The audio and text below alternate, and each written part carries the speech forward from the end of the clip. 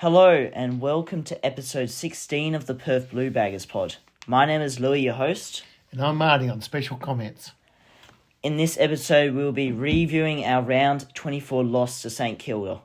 This is just a review, and a preview of our elimination final versus Brisbane will occur next week. So let's get into the review. Wow, we survived an emotional rollercoaster after a heartbreaking 2-point loss to the Saints. We prayed and barracked even for Port Adelaide to beat Freo. Thank God they won. During our game, we were trailing by 20 points in the third quarter, but we managed to fight back in the last term to put ourselves in a winning position. However, missed opportunities late in the game costed us as Jack Higgins kicked a last-minute goal mirroring the events of 2022. Once again, thank God the result finally went our way. Oh, look, we ended up having a good day, but gee, I just wanted to point out that we watched the game with the WA Blues. So yeah, a big shout out to them. They're great hosts.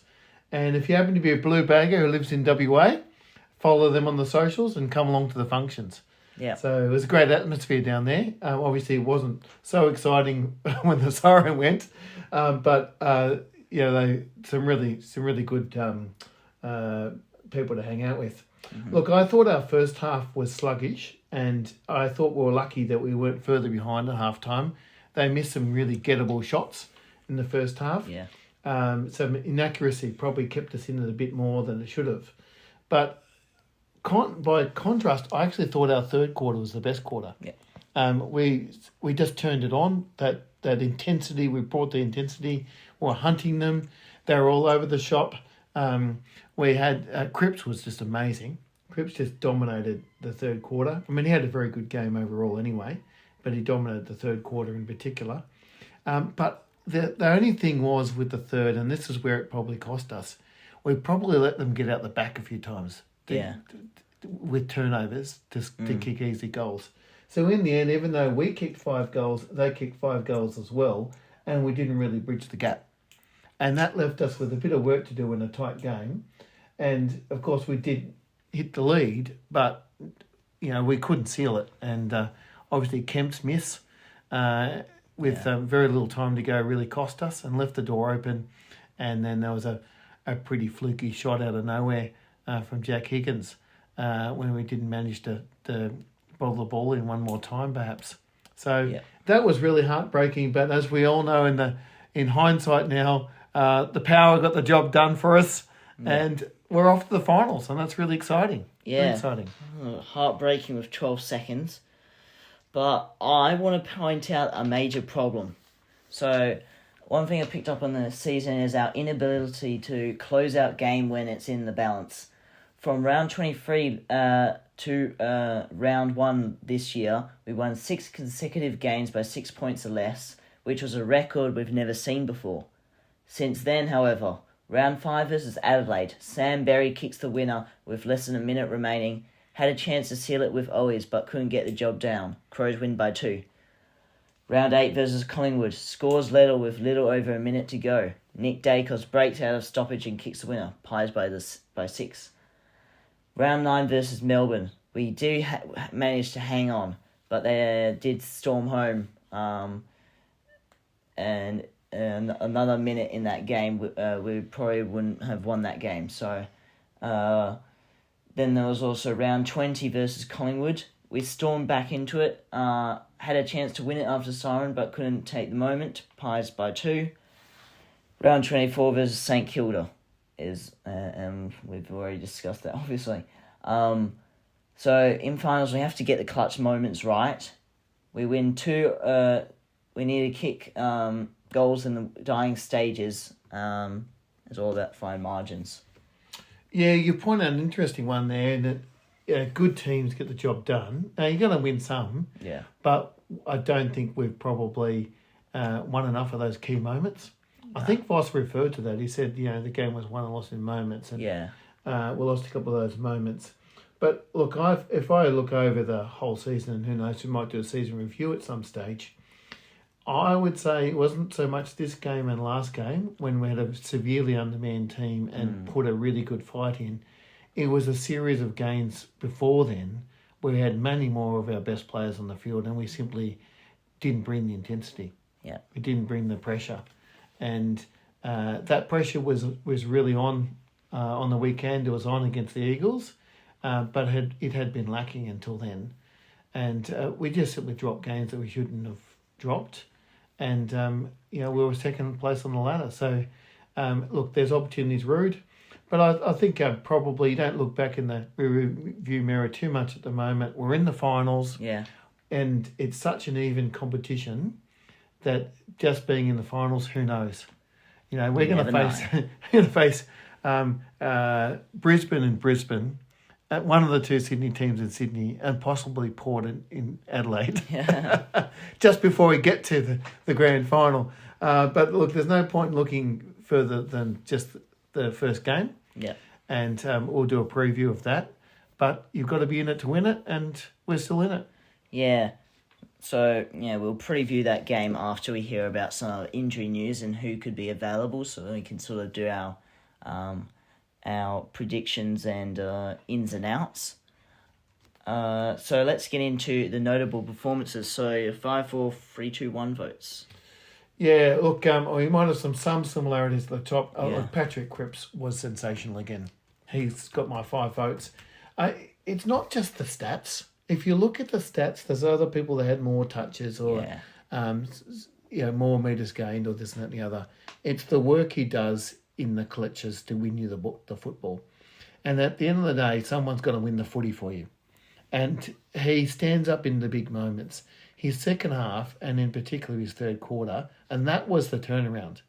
We were, I thought at 3/4 time we're going to win it. And the reason is that we turned it around. Yeah. It's clear the effort was there. It's clear the intensity was there, and the team was on. We just hadn't got it on the scoreboard just yet. Yeah. And it was Cripps that did it.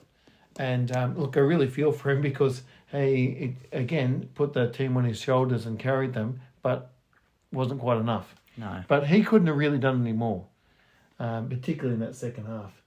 So Cripps with the 5 votes. Newman, 35 touches, the most on the ground. He was in everything. He always uses the ball well. He's a calm, sensible player. He's so composed. And you could just see him and Wiedering in particular. They're the ones that hold the back line together. Yeah. And, you wouldn't want either of those two to go down. No. 638 metres gained, the most on the field. And that is a testament to his impact. I just thought he was really reliable. Look, the last few could have gone a few different ways. I thought Sam Walsh played his best game in about 2 months. Yep. And so he doesn't play a bad game, but he's just been average. And this time he's back up to 32 touches. He ran all day. Just that, that Sam Walsh running was back. Yes. And that second, third effort in the contest was back. And it was noticeable. It was really noticeable. I just thought that, and you know what I like about this? This is last year's AFL Player of the Finals. Yeah. Returning to form on the eve of the finals. Yeah. And if he brings his best in the finals, that's going to be huge. Because his ceiling is very, very high. So I was really excited to see him return to form with the 3 votes for me. Look, this might be a bit of an odd one, but Ollie Hollins, 2 votes. Ollie Hollins just ran and ran and ran. And I'm really big on this because there's that extra person in the contest makes such a big difference to either win the football or to put the pressure on the other guys. And in that second half, it was that extra effort, extra run that really put us on the blowtorch. Yeah. And no one ran more, I didn't think, than Ollie Hollins. He was in the midst of everything. So, and he's had 2 good games recently. Isn't it funny? There's a number of these players that probably were not quite at their peak during that period when we weren't winning games, and he's one of them. He's a good example of a role player, but he's a good example why role players really matter. Yeah. Because if a player like that is running 2 ways, forward and back, and is getting to the contest and giving you an extra player, that frees up a lot of others. So, just love the effort there. Look, the last one could have gone a few ways as well, but Adam Sard, I just thought it was a really gutsy game by Adam Sard. He was returning from injury himself. It might not be his best game in the navy blue, but he gave us a lot of run off half back. Yeah. And that's what we really need, Carlton, and we've missed that at times. And having him back in the team and producing that made a big difference. So that's my 5-4-3-2-1. A note on the best new blue, on the underrated blue. Yeah. And look, this could have gone lots of different ways, and I'm definitely going to be looking to pick one of our new ones. I thought Moya, when he came on, was fantastic. Yeah. And he was, for only one quarter, he had 4 touches. He had multiple tackles. He was in the midst of everything. In fact, he got the same number of touches that Durden got and Motlop got from a full game. Well, there you go. In one quarter. So, for me, he's got to play in some form, whether it's still as a sub or not. Yeah. I like to see him stay in the team. The other guy who deserves a mention was Jackson Binns. He kicked a really nice goal, slotted a nice goal from not a long way out, but enough to be difficult when other people were missing, and that was a really handy goal for us at the time. But he worked his way into the game quite nicely, and he was a very handy player for us. But look, the guy I'm going to choose is Cooper Lord. Yeah. Cooper Lord was fantastic. This is a guy we picked up in the mid-season draft. Yeah. So he's basically the last guy to come onto your list. And how good was he? How good was he? He was sensational. I'll go out on a limb too, and I'll say he's got to stay in the team. You can't drop that guy. Nah. He is one of those guys that's jumped into the team and helped us step up a notch. He was right in the midst of everything, and his effort was really, really there and noticeable. So for me, he stays in. Yeah. Find someone else to drop with all these players coming back. Look, those 7 tackles, for instance, that was one of the highest on the ground. I think he simply outplayed some of the more experienced players on his team. So, great game from him. Yep. Another good thing to see was the Moya family at the Dolway Blues function. See that it was a very big roar when he kicked a goal to put us 2 points to go. It was a lovely goal too, wasn't it? Just slotted on the left, running in, probably about 30, 35 out, just finished it beautifully. Yeah, very satisfying to watch. I'll get into my votes, relatively similar. 5 votes, Patrick Cripps, surely another 3 votes in the Brownlow maybe, you'd think.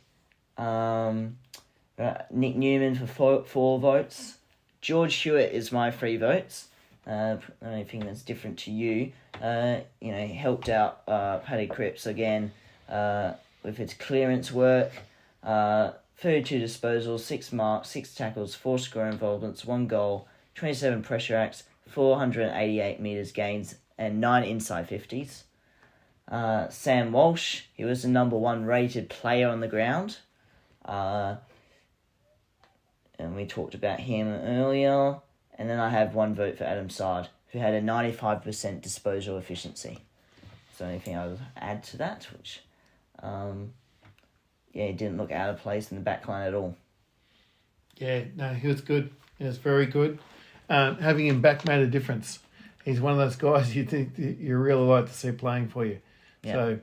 So, look, a quick note on the injuries.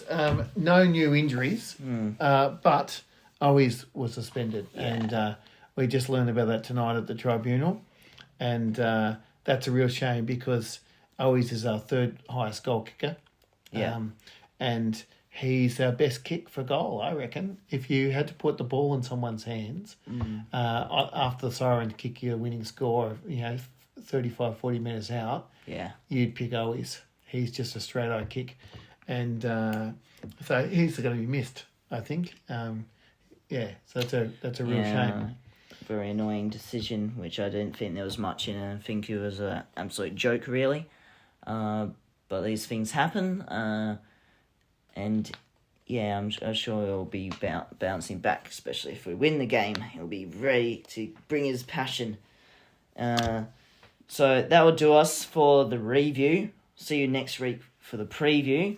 Thank you for watching episode 16 of the Perth Blue Baggers pod. If you have any thoughts, please comment below. If you haven't already, please subscribe to us on YouTube and follow us on Instagram. Thank you. Up the Baggers. Calm the Blues.